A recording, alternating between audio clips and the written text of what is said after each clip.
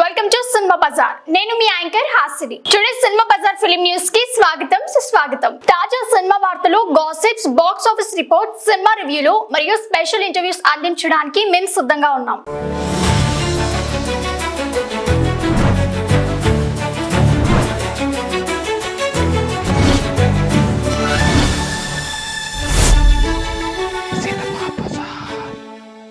వివాదంలో జాట్ హీరో సన్నీ డియోల్, రణదీప్ హూడాపై కేసు నమోదు. Bollywood senior hero Sunny Deol ప్రధాన పాత్రలో గోపిచంద్ మల్లేని దర్శకత్వంలో రూపొందిన జాట్ సినిమా వివాదాస్పదంగా మారింది. ఏప్రిల్ 10న విడుదలైన ఈ చిత్రంలో ఓ సన్నివేశం క్రైస్తవుల మనోభావాలను దెబ్బతీసిందని ఆరోపణల నేపథ్యంలో జలంధర్లో పోలీసులు కేసు నమోదు చేశారు. ఈ కేసులో సన్నీ డియోల్, రణదీప్ హూడా, వినీత్ కుమార్ సింగ్లతో పాటు దర్శకుడు, నిర్మాతలపై కూడా సెక్షన్ 299 ప్రకారం కేసు నమోదైంది. ఫిర్యాదుదారు ప్రకారం యేసుక్రీస్తును అవమానించే సన్నివేశం కావాలని గుడ్ ఫ్రైడే, ఈస్టర్ పర్వదినాల సమయంలో విడుదల చేశారని ఆరోపిస్తున్నారు. Mythri movie makers, people media factory నిర్మించిన ఈ చిత్రం 3 భాషల్లో విడుదలైంది. వినీత్ కుమార్, సయామీ ఖేర్, జరీనా వహాబ్, జగపతి బాబు, రమకృష్ణ తదితరులు కీలక పాత్రలో నటించారు.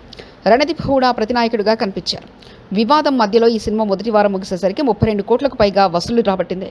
సినిమా కంటెంట్పై చర్చ పెరిగిన వేళ మేకర్ స్పందన కోసం ప్రేక్షకులు ఎదురు చూస్తున్నారు.